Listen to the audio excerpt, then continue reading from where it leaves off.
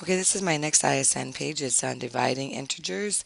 And again, we're going to cut on the bold and fold on the dotted. So go ahead and cut your page out, and then we'll assemble it.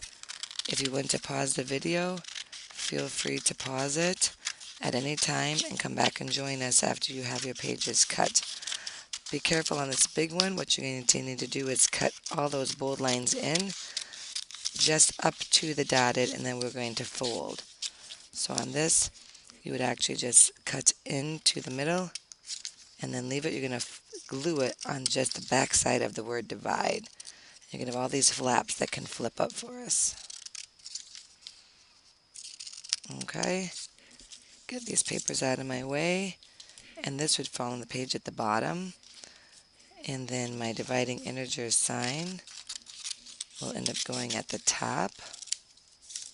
Right there, sorry I moved the camera. The dividing integers goes at the top. And then we have kind of a rectangle piece like there, but you're going to have to cut this in and cut this in. So you have flaps and these fold. And then this goes right there. And you'll only glue the back side of that. And then we're going to cut out our hints page, which folds up for us, again, like the one on multiplying did. And so we fold on the dotted, and that will glue next to here. And then we will be cutting these out. They will be going underneath of these flaps. Again, if you choose to just put them with pin underneath, you can forget the little kind of little gluing, because this is going to be little gluing, and it can be more tedious. So I'll show you in just a minute what we're doing with that. So I've got 2 minuses and 2 pluses. So the next thing we're doing is actually gluing. Getting the back of my dividing integers. Oh, take my lid off.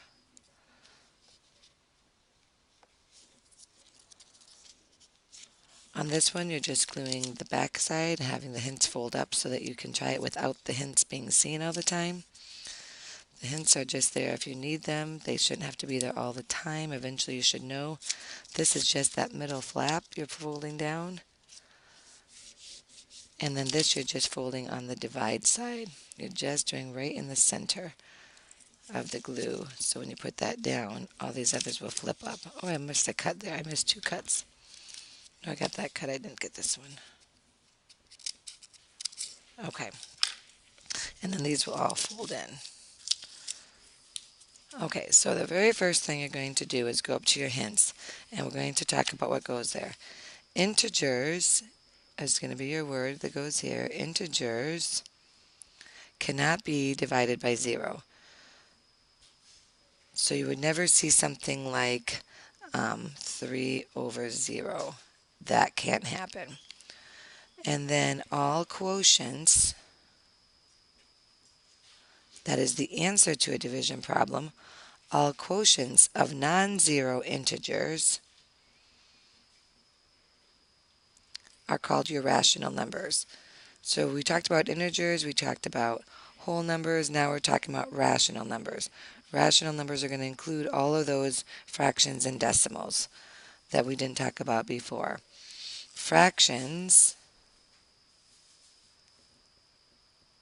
with negative integers are equal or equivalent. You can write equal or equivalent.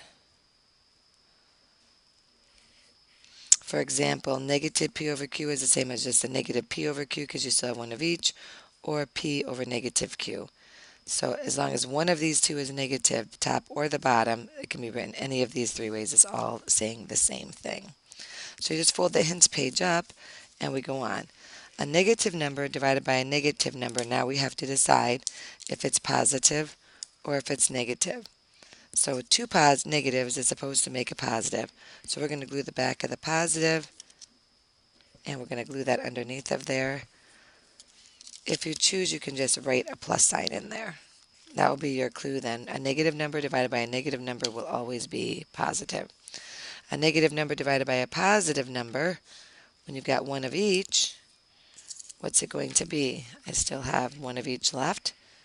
It's going to be negative. Just like in multiplying, dividing works the same way. So it's going to be negative. So you glue that underneath of there. So then over here, positive divided by positive. That's the way we learned division when we first started learning division. That also will be positive. So you're going to glue the back of that down there. And then a positive number divided by a negative, we got one of each. The only one I have left is a negative. So the negative goes in there. So then you get some practice problems down here that you need to do before you can check in my book. The practice problems are a couple of examples. This is both positive, so you would go positive, positive, will be positive. So your answer will be positive and will go underneath here. You can use your product charts if you need to, but when you're finished with these, you can check your answers in my book. They will be in after I turn this off and put them in. So then on the facing page, your assignment is to write 2 real-world problems that include or that involve integer division. And then I want you to switch notebooks with someone else, and you write their answer and they write your answers. And then obviously you check the ones that you made and they check the ones they made. So that's who would check that, and you can check in my book to check these to see if you've got them right. So that completes your page on dividing integers ISN.